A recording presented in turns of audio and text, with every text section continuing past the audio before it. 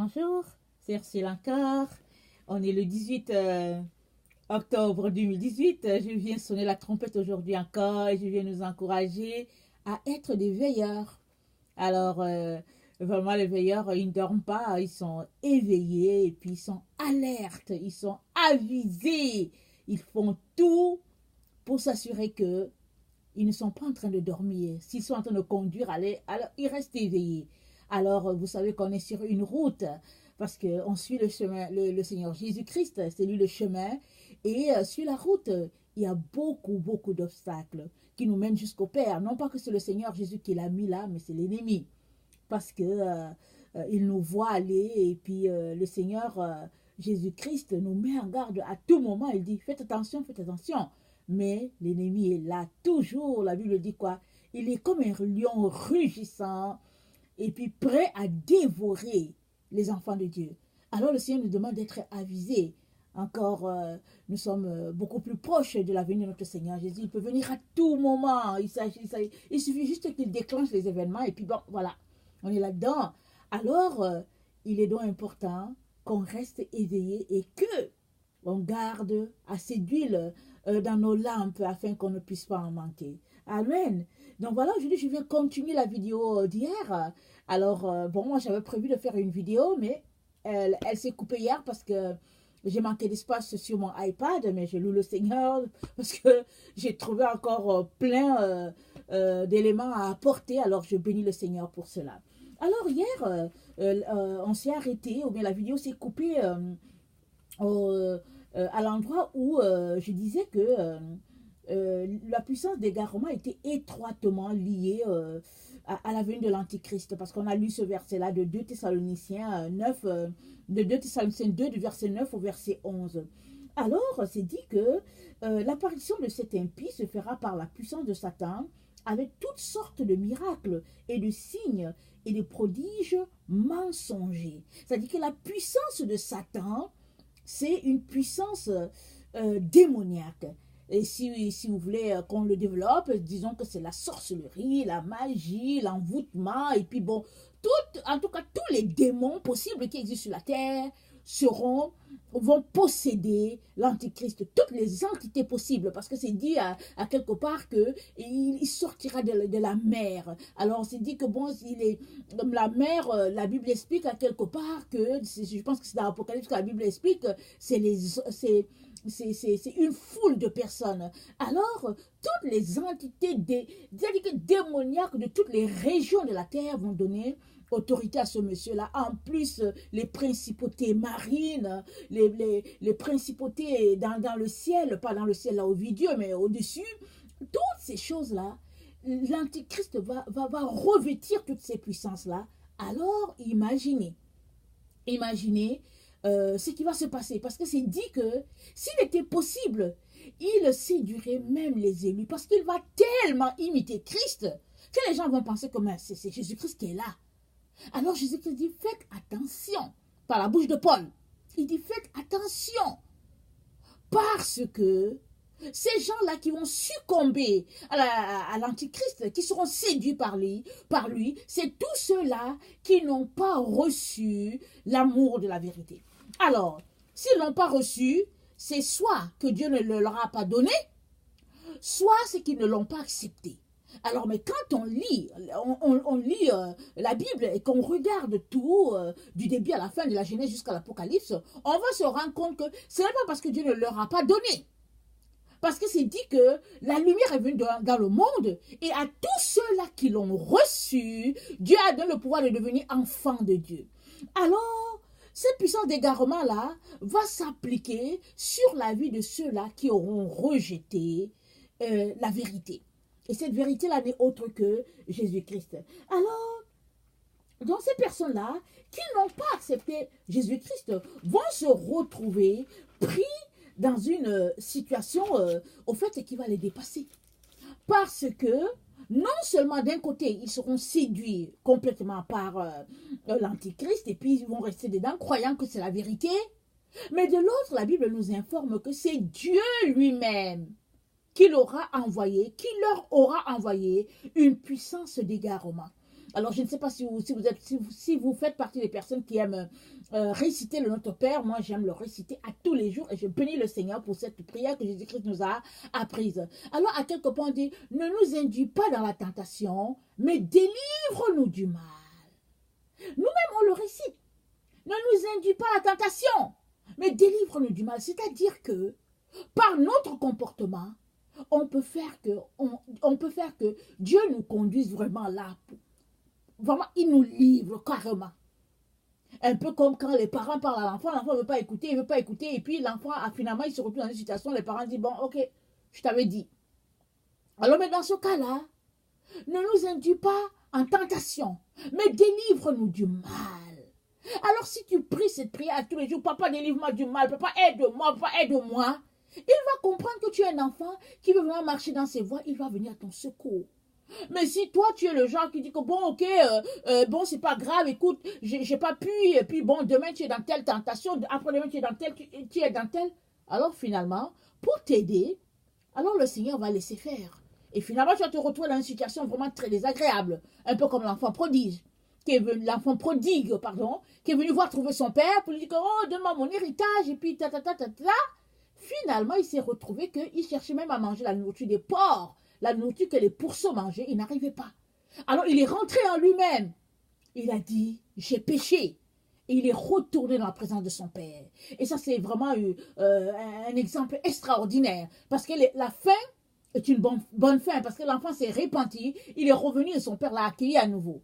Mais ceux-là qui vont se retrouver dans cette puissance d'égarement-là, ça sera très difficile. Très, très difficile. Parce que Dieu lui-même leur aura envoyé cette puissance-là. Alors, j'aimerais qu'on regarde un peu la conséquence. Cette conséquence-là, elle est due à quoi? C'est écrit parce que ils n'ont pas cru à la vérité. Donc, la puissance d'égarement est une conséquence des actes que ces personnes-là ont posés. Alors, Dieu leur envoie une puissance d'égarement. Et au verset 12, c'est dit, excusez-moi, je n'ai pas apprêté mon passage encore comme aujourd'hui, comme hier, pardon. Au verset 12, excusez-moi, je vais le lire rapidement.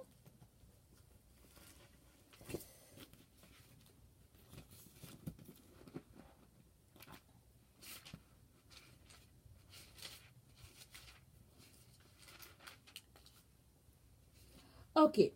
Au verset 12, c'est dit... on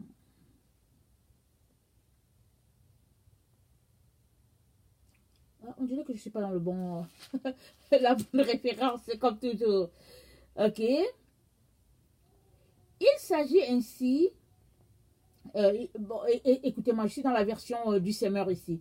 Il agit ainsi pour que soient condamnés tous ceux qui n'auront pas cru à la vérité et qui auront pris plaisir au mal. Alors, c'est une condamnation. Pour tous ceux-là qui auront pris plaisir au mal, ils seront condamnés par Dieu le Père parce qu'ils recevront en cadeau la puissance d'égarement. Et au verset 15, c'est dit ceci. Demeurez donc fermes, frères. Attachez-vous aux enseignements attachez-vous aux enseignements que nous vous avons transmis, soit de vive voix, soit par nos lettres. C'est ça, Paul dit. Il faut s'attacher aux enseignements. Il faut rester attaché au Seigneur. Afin que, le verset 13 et 14 nous dit ceci, afin que, je vais le lire, mais nous devons sans cesse remercier Dieu à votre sujet, frère, vous que le Seigneur aime. En effet, Dieu nous a choisis pour que vous soyez les premiers à être sauvés par l'action de l'Esprit qui vous a purifiés et par le moyen de la foi en la vérité. C'est à cela que Dieu nous a appelés par la bonne nouvelle que nous vous avons annoncée. Dieu nous a appelés pour que pour que vous possédiez la gloire de notre Seigneur Jésus-Christ. C'est pourquoi Dieu dit d'accepter la vérité. d'accepter l'amour de la vérité. Parce que si tu es quelqu'un qui aime la vérité et qui déteste le mensonge, la puissance d'égarement ne viendra pas à côté de toi.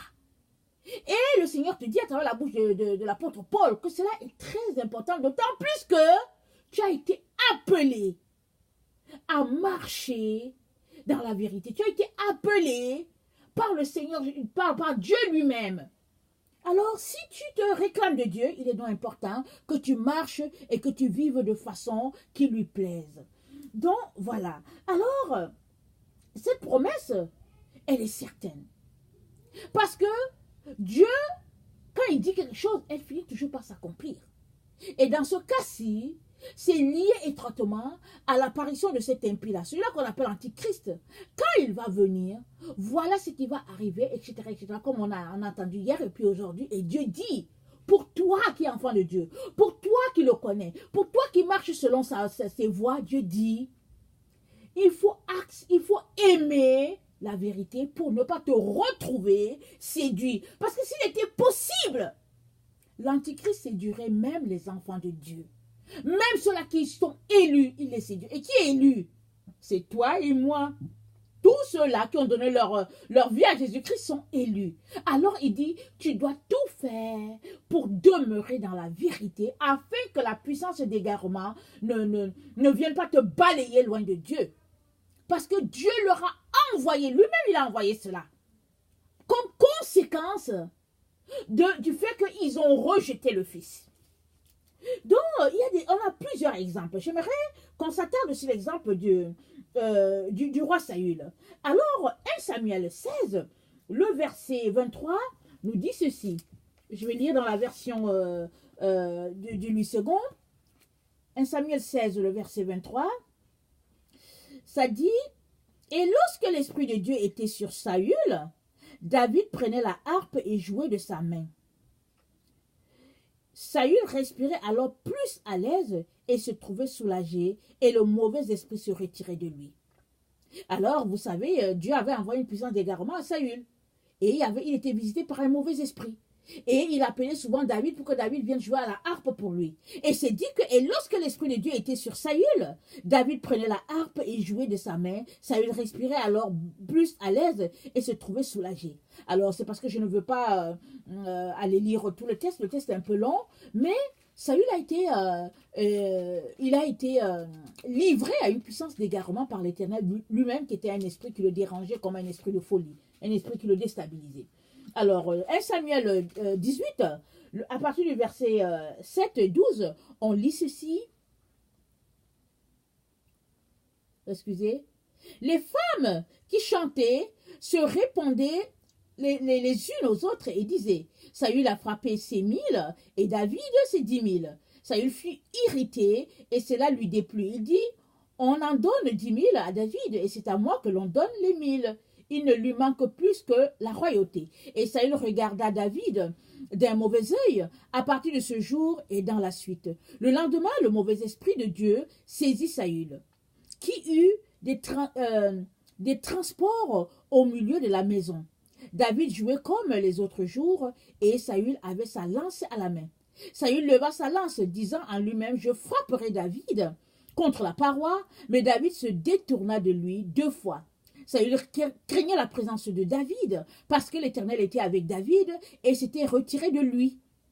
Il s'éloigna de sa personne et il l'établit chef des 1000 hommes. David sortait et rentrait à la maison du peuple. Il réussissait dans toutes ses entreprises et l'Éternel était avec lui. Saül, voyant qu'il réussissait toujours, avait peur de lui. Mais tout Israël et Juda aimaient David parce qu'il sortait et rentrait à leur tête. Donc voilà, il y avait un mauvais esprit qui était en Saül. Et c'est Dieu lui-même qui avait frappé le roi Saül de ce mauvais esprit-là. Alors, au verset 27 et 29 du même chapitre, c'est dit ceci. Avant le terme fixé, David se leva, partit avec ses gens et tua 200 hommes parmi les Philistins.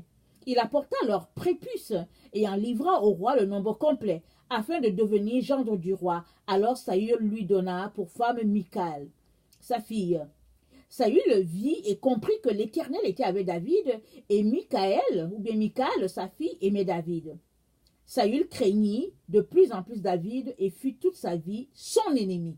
Donc voilà, alors Saül pensait que il allait livrer David aux Philistins. Il a dit à David, envoie-moi 100 prépuces des Philistins. Parce qu'il se disait que bon, je vais envoyer David à tuer les Philistins et puis les Philistins vont tuer David. Mais au lieu de ramener 100 prépuces, David en a rapporté 200.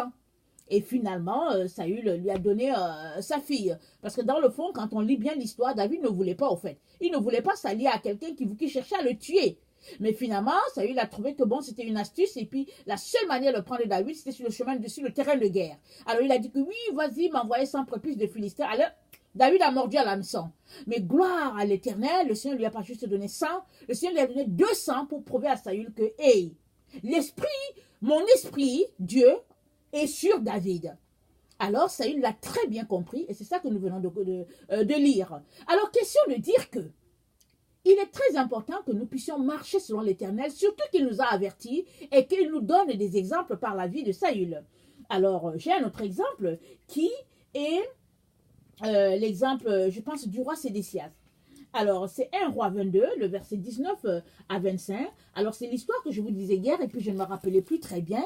Alors, et il s'agit du prophète Michée, je pense. Voilà, c'est le prophète Michée. Alors, 1 Roi 22, le verset 19 à 25.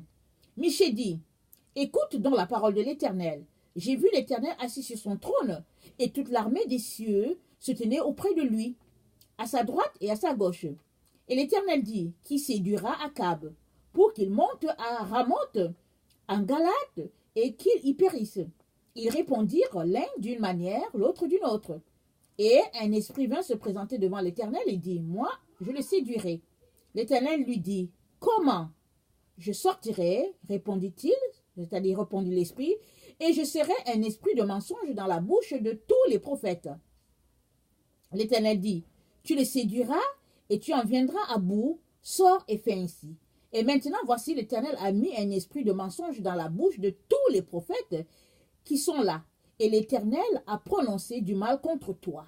Alors Sédécias, fils de Kenana, s'étant approché, frappa Michée sur la joue et dit, par où l'esprit de l'Éternel est-il sorti de moi pour te parler? Michée répondit, tu le verras le jour où tu iras de chambre en chambre pour te cacher. Alors, donc voilà, alors Michée est un prophète et le Seigneur lui a donné de voir un esprit qui est venu devant Dieu pour dire qu'en tout cas, envoie-moi, je vais aller les tromper. Alors ici encore, le roi Akab a été livré, un esprit lui a été donné, un esprit d'égarement. Alors, si vous continuez de lire l'histoire, on va voir que Akab est mort sur le terrain de guerre. Il s'est déguisé et tout ça pour que les gens ne le reconnaissent pas, mais toujours est-il qu'il est mort et l'autre roi qui l'accompagne n'est pas mort. Et donc, question de dire que quand Dieu dit quelque chose, il accomplit ce qu'il dit. La Bible dit que Dieu n'est pas un homme pour mentir. Alors, quand la chose est déclarée, une fois que la parole est sortie, la Bible dit quoi? Elle ne revient pas à l'Éternel sans avoir accompli ce pourquoi elle a été envoyée. Et Dieu nous a envoyé sa parole et il nous envoie la parole pour nous guérir, nous ses enfants. Alors il guérit comment? Ça dit que tu écoutes la parole et tu décides de la mettre en pratique. Et c'est comme ça que tu es guéri parce que la parole, elle est un remède pour nos os comme dit dans Proverbe 4, verset 23. Alors il est donc de ton ressort en tant qu'enfant de Dieu de mettre la parole de Dieu en pratique une fois que tu l'entends. Et si tu ne la mets pas en pratique, alors ne t'attends pas à ce qu'elle fasse ce que Dieu a dit qu'elle devrait faire. Elle va faire tout simplement son contraire. Parce que si tu es un enfant de Dieu et que tu ne mets pas la parole de Dieu en pratique, ça veut dire que tu décides de te comporter comme les ennemis de Dieu. Alors ne sois pas étonné. Et c'est pourquoi Dieu dit à cette heure où nous nous trouvons, à ce moment où nous sommes là, où tout a été annoncé par l'apôtre Jean et tout, et que nous sommes dans le temps où notre époque, le temps où les choses vont s'accomplir dans notre époque, et qu'on va voir le Messie venir chercher son épouse, et que il y aura la tribulation pendant 7 ans, et que après le millénium va s'éteindre, le Père te dit, reste accroché à la vérité. Accepte la vérité, vis selon la vérité, marche selon elle, et il va te protéger. Tu seras gardé. Un peu comme David qui était gardé malgré toutes les manigances du roi Saül. David était gardé parce que l'Esprit de l'Éternel était avec lui. Mais Saül a fait toutes les manigances possibles. David ne l'a pas touché. Et quand on lit l'histoire d'un roi et tout ça, à un moment donné, David avait l'occasion de tuer le roi Saül. Mais il a dit, loin de moi, l'idée de porter la main contre loin de l'Éternel. Il n'a pas tué le roi Saül. Et Dieu a continué de protéger David. Parce que l'Esprit de l'Éternel était sur David. Et c'est comme ça. Si tu marches selon Dieu, il va te protéger. Lui-même, il a dit. Et malheureusement, en ce temps où nous nous trouvons, il y a beaucoup d'enfants de Dieu qui peinent à croire à ce message-là et qui continuent de courir ça et là à la recherche de quelque chose. Mais je viens tout simplement te dire que bientôt, toutes ces ressources-là que tu as seront épuisées. Il n'y en aura plus. Et le seul endroit où les gens vont rester en sécurité, c'est à l'ombre du Très-Haut. Parce que pour le moment, écoute, quand comment on l'appelle, l'Antichrist va commencer à maltraiter les enfants de Dieu et que les uns vont trahir les autres, etc., et qu'on va les emporter dans des camps de concentration, etc., pour les maltraiter, en tout cas, pour faire tout ce qu'on veut d'eux, tous ceux-là qui vont s'accrocher au Seigneur, qui vont dire, ah, on n'a qu'à me tuer, ceux-là, ils sont en sécurité. Pourquoi? Parce que la mort du corps, ce n'est rien. Ce qui est important, c'est la mort de ton âme, la mort de cette âme-là. Parce que la Bible dit quoi? À quoi sert-il à un homme de gagner le monde entier s'il perdait son âme? Mais si ton âme est entre les mains du Seigneur, il peut faire ce qu'il veut. C'est pourquoi Dieu dit, viens, mets ta vie en sécurité entre mes mains. Et bientôt, il arrive pour ravir son épouse. Tu seras en sécurité. Et si tu te retrouves parmi les gens qui, en tout cas, qui se retrouvent à ne pas partir à l'enlèvement, parce que, bon, je ne sais pas ce qui s'est passé dans ta vie, et puis, en tout cas, tu as manqué cet événement, le Père dit qu'il va te protéger toujours. Mais quand même tu devrais mourir, il te protégera. Alors donc, il est important que tu sortes de toutes ces choses-là que le monde valorise. Parce que l'amour du monde, c'est inimitié contre Dieu. On ne peut pas aimer les deux choses. C'est soit Dieu, c'est soit l'ennemi. Tu ne peux pas être au milieu en disant que bon, tu aimes un peu Dieu et puis tu aimes un... Non, c'est pas possible. Alors je viens vraiment nous encourager à demeurer accrochés à notre Seigneur Jésus-Christ.